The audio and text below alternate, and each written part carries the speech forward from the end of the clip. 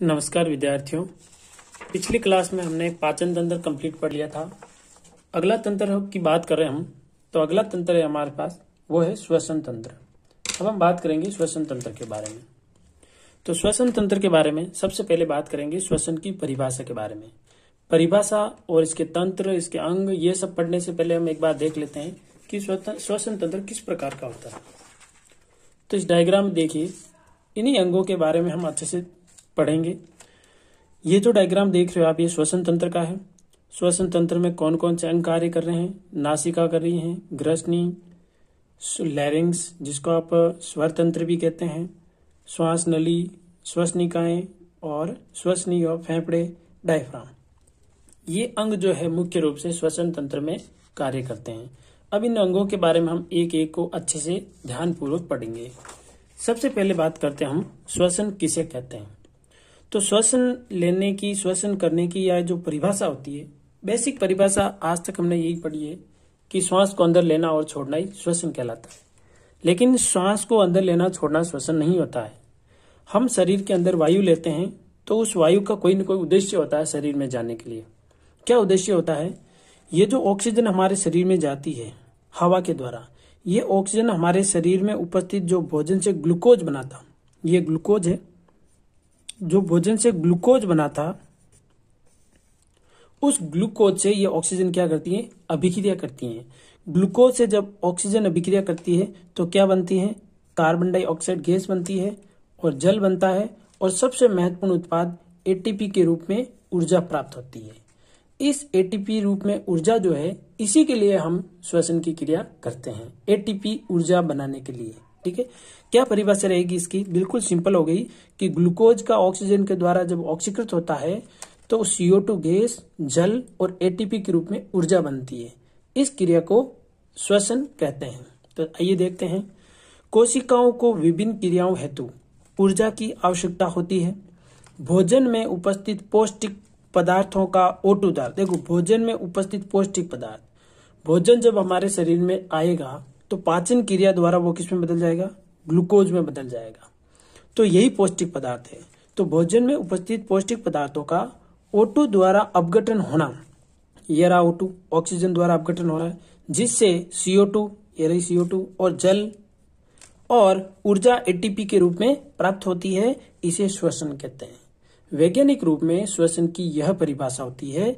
यहाँ पर देखिए, ये है पौष्टिक पदार्थ ग्लूकोज जो हमारे शरीर में बना हुआ है, भोजन से इसने ग्रहण किया है। ये रही ऑक्सीजन, और क्या प्राप्त हुआ? CO2, H2 और एटीपी के रूप में ऊर्जा।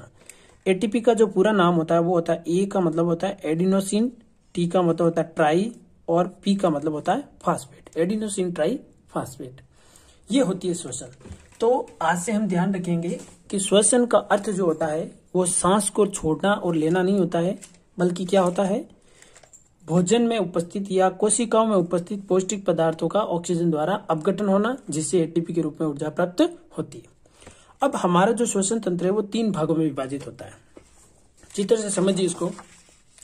हमारा श्वसन तंत्र 3 भागों में विभाजित है। पहला जो तंत्र है वो देखो, कंठ के ऊपर का भाग। कंठ के ऊपर का भाग है, उसमें क्या क्या आते हैं? नासा, ग्रसनी, ठीक है, और कंठ खुद। 3 प्रकार की चीजें आती हैं, तो इसको कहते हैं ऊपरी श्वसन तंत्र। ये कंठ के ऊपर का भाग है, इसलिए इसको कहा जाता है ऊपरी श्वसन तंत्र। और कंठ के नीचे का जो भाग है उसको कहा जाता है निचला श्वसन तंत्र। तो निचले श्वसन तंत्र में क्या क्या आते हैं? एक तो श्वास नली आती है, फेफड़े आते हैं, है ना, और 2 फेफड़े आते हैं, श्वसनिकाएं आती हैं। तो ये भाग आता है निचला श्वसन तंत्र। ठीक है, और तीसरा भाग हम पढ़ेंगे श्वसन मांसपेशियां, और श्वसन मांसपेशियों के रूप में हमारे शरीर में काम करता है डायफ्राम या फिर मध्यपट। तो 3 भागों में हमने श्वसन तंत्र को बांट दिया, ऊपरी श्वसन तंत्र, निचला श्वसन तंत्र और एक श्वसन मांसपेशियां। सबसे पहले बात करते हैं ऊपरी श्वसन तंत्र में। तो ऊपरी श्वसन तंत्र क्या है? देखिए, ऊपरी श्वसन तंत्र में सबसे पहले बात करते हैं नासिका के बारे में। तो क्या होती है नासिका, क्या होती है इसकी संरचना, क्या होते हैं कार्य, इसके बारे में देखते हैं। यह एक जोड़ी नासा छिद्र द्वारा शुरू होती है। जो नासिका होती है उसमें 2 छेद होते हैं, ठीक है ना। ये 2 छेद होते हैं जो कि एक झिल्ली द्वारा अलग अलग होते हैं, ठीक है। तो इन्हीं को कहा जाता है नासा छिद्र। ये एक जोड़ी नासा छिद्र द्वारा शुरू होता है। यह एक पतली हड्डी, बीच में हड्डी होती है बिल्कुल नाक के बीच में, और एक झिल्ली, जैसे ही नाक के अंदर थोड़ा अंदर देखोगे तो आप बिल्कुल पतली सी लाल झिल्ली आपको दिखाई देगी। झिल्ली द्वारा 2 भागों में विभाजित होती है। इसके नासा गुहा में महीन बाल आपने देखे होंगे। हमारी नाक के अंदर छोटे छोटे महीन बाल होते हैं और पतली झिल्ली होती है और एक चिपचिपा पदार्थ होता है जिसे कहा जाता है श्लेष्म। ये वायु को शुद्ध करने का कार्य करते हैं। क्या क्या? महीन बाल, पतली झिल्ली और श्लेष्म। हालांकि पतली झिल्ली पर झाड़ूनुमा पक्षमाभ पेशियां भी होती है। पक्षमाभ पेशियां क्या करती है? वायु के अंदर जब भी किसी प्रकार के कण या कोई बैक्टीरिया आता है तो उसको वो कण बैक्टीरिया उस पक्षमाभी झिल्ली से श्लेष्मा से चिपक जाता है, तो वो हमारे फेफड़ों में प्रवेश नहीं कर पाता। तो ये होती है नासिका की संरचना और इसकी श्वसन तंत्र में भूमिका। अगला ले रहे हैं मुख। तो मुख जो होता है ये हमारे श्वसन तंत्र का द्वितीय अंग है। प्राथमिक अंग जो है वो तो है नासिका, क्योंकि हम श्वसन की क्रिया नासिका से ही करते हैं। मुख से तो कभी कभार ही कर पाते हैं, जब हमारी किसी कारण से नाक बंद हो जाता है, जुकाम लग जाता है, तब मुख से। तो मुख जो है वो द्वितीय श्वसन अंग है। इसमें श्वसन वायु शुद्ध नहीं होती है। इससे जो श्वसन में वायु ग्रहण की जाती है वो शुद्ध नहीं होती है। हम जानते हैं इसके द्वारा जो वायु ग्रहण करेंगे वो शुद्ध कैसे हो सकती है, क्योंकि वायु को साफ करने की इसमें कोई संरचना नहीं पाई जाती है। अब ये जो काम, इस पेज का काम हमने अच्छे से समझ लिया है, तो आप एक काम कीजिए, इस पेज का बढ़िया सा स्क्रीनशॉट ले लीजिए। चलिए, इस पेज का आप स्क्रीनशॉट ले लीजिए श्वसन तंत्र का। ठीक है, लौटते हैं अगले पेज की तरफ और अगले पॉइंट से हम पढ़ेंगे ग्रसनी के बारे में, क्योंकि हमने ऊपरी श्वसन तंत्र में सबसे पहले नासिका, उसके बाद में मुख और अब आ रहा है ग्रसनी। तो ग्रसनी के बारे में इसकी क्या विशेषता है? देखिए, वायु नासा गुहा से श्वास नली में प्रवेश करती है। चित्र से देखिए इसको। वायु नासिका से जैसे ही प्रवेश करेगी, या तो नासिका से करेगी या मुख से करेगी, तो उसके बाद में कहाँ पहुंचेगी? आप चित्र में देख पा रहे हो, ये वायु जो है ग्रसनी में प्रवेश करेगी। तो वायु नासा गुहा से श्वास नली में प्रवेश करती है, यानी श्वास नली में जब प्रवेश करेगी तो जिससे ग्रसनी से गुजरना पड़ता है। जब ये श्वास नली में जाएगी, यहां से वायु यहां तक जाएगी, मुख से लेके नासिका से लेके यहां तक जाएगी, तो कहां से गुजरना पड़ेगा? उसको ग्रसनी से गुजरना पड़ेगा। यह 3 भागों में विभाजित होती है। नासा ग्रसनी नाक से जुड़ी होती है, मुख ग्रसनी मुख से जुड़ी होती है और कंठ ग्रसनी कंठ पर स्थिर होती है। ग्रसनी की यही विशेषता है। आगे चलते हैं स्वर यंत्र के बारे में। स्वर यंत्र, जिसको हम लैरिंक्स भी कहते हैं, हमारा कंठ भी कहते हैं, तो इसमें 9 प्रकार की उपास्थि पाई जाती है। ये बहुत इंपॉर्टेंट लाइन है। इसमें 9 प्रकार की उपास्थियां पाई जाती हैं। ये ध्यान रखना है विद्यार्थियों आपको, 9 प्रकार की उपास्थियां। भोजन निगलते समय घाटी ढक्कन इसके आवरण का कार्य करता है। इसके ऊपर ही घाटी ढक्कन होता है, मुड़ा हुआ होता है, जो कि यहाँ से देखिए, यहाँ पर है ना, इसके इस नली के पीछे की ओर होती है हमारी ग्रास नली। तो ये क्या करता है? इस कंठ का, लैरिक्स का आवरण के रूप में काम करता है। कौन? घाटी ढक्कन। घाटी ढक्कन का पिछली क्लास में हमने देख लिया था क्या काम होता है। भोजन को श्वास नली में जाने से रोकना। ठीक है, तो घाटी ढक्कन, जिसको एपिग्लॉटिस भी कहते हैं, इसके आवरण का कार्य करता है। इसमें स्वर रज्जु नामक झिल्लियां पाई जाती हैं, पतली पतली झिल्लियां पाई जाती है। हमने छोटी क्लासों में इसका डायग्राम भी पढ़ा था, है ना। जैसे अगर कंठ की बात करेंगे तो यहाँ पर इसकी इस प्रकार की 2 झिल्लियां होगी, एक यहाँ पर और एक बिल्कुल इसके बगल में यहाँ पर। ठीक है, ये कंठ की इस प्रकार की हमें संरचना दिखाई देगी। और जब भी यहाँ से वायु गुजरेगी तो ये जो झिल्लियां ये फड़फड़ाएगी, यानी इनके अंदर क्या होगा? कंपन होगा, और कंपन होने के कारण इसमें से क्या उत्पन्न होगी? ध्वनि उत्पन्न होगी। तो ये हो गया हमारा स्वर यंत्र। तो ऊपरी श्वसन तंत्र हमने कंप्लीटली पढ़ लिया है। अब बात करते हैं निचले श्वसन तंत्र के बारे में। निचला श्वसन तंत्र की बात करते हैं तो चित्र से देखते हैं इसको वापस। निचले श्वसन तंत्र में सबसे पहले आता है आपके, सबसे पहले आती है श्वास नली। तो पढ़ते हैं श्वास नली के बारे में। चलिए, श्वास नली, इसकी लंबाई लगभग 5 इंच होती है। ये कूट स्तरीय पक्षमाभी उपास्थि सी आकार के छल्लों से निर्मित होती है। आप देखना कभी डायग्राम में, ये जो यहाँ पर आपको सी आकार के छल्ले दिखाई देंगे, इस प्रकार के, ये इस प्रकार के छल्लों से बनी हुई होती है ना, कहते हैं सी आकार के छल्ले। ठीक है, श्वास नली का डिजाइन इस प्रकार होता है। यानी कूट स्तरीय पक्षमाभी उपास्थि सी आकार के छल्लों से निर्मित होती है। ये नली को पिचकने से रोकते हैं। ये सी आकार के जो छल्ले होते हैं ये कठोर होते हैं, नली को पिचकने नहीं देते। नली किसी भी अवस्था में इनसे पिचकती नहीं है। यह आगे दो प्राथमिक श्वसनी में विभाजित हो जाती है जो फेफड़ों में प्रवेश कर जाती है। चित्र से देखेंगे कि ये कैसे विभाजित होती है। ये देखिए, ये आगे जाके दो श्वसनिकाओं में विभाजित हो गई, एक इस तरफ एक इस तरफ, एक बाएं फेफड़े में और दूसरी दाएं फेफड़ों में। ठीक है, तो अगला टॉपिक आ जाएगा, वो आ जाएगा हमारा ये श्वसन। तो यहां पर हम श्वास नली को कंप्लीट करते हुए आगे चलते हैं श्वसनी की तरफ। तो देखिए, दो श्वसनिकाएं हमारे शरीर में, एक बाएं तरफ मुड़ जाती है, एक दाएं तरफ मुड़ जाती है। ठीक है, अगर आपने इसका स्क्रीनशॉट नहीं लिया है तो स्क्रीनशॉट ले लीजिए, मैं इसको एक बार वापस सही कर देता हूं। लीजिए, इसका आप स्क्रीनशॉट ले लेना, ये थोड़ा आ नहीं रहा है नीचे से। ठीक है, चलिए आगे बात करते हैं श्वसनिका के बारे में। तो क्या है श्वसनी की विशेषता, बात करते हैं श्वसनिका के बारे में। चलिए, श्वसनिकाएं, तो अभी मैंने आपको जैसे समझाया था कि चित्र में जो श्वास नली होती है आगे जाकर दो नलियों में विभाजित हो जाती है जिन्हें कहा जाता है श्वसनिकाएं। तो दो श्वसनीय होती है, श्वसनिकाएं होती है, एक बाईं फेफड़े में चली जाती है, एक दाईं फेफड़े में चली जाती है। श्वास नली फेफड़ों में जाकर अनेक श्वसनियों में विभाजित हो जाती है जिन्हें द्वितीयक तृतीयक श्वसनिकी कहा जाता है।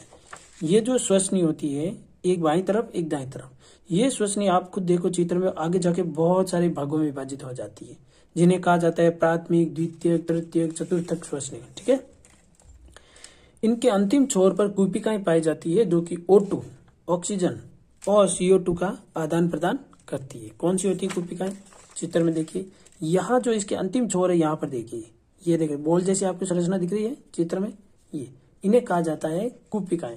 छोटे गुब्बारे जैसी संरचनाएं होती है जिनके अंदर हवा प्रवेश करने पर फैलती है।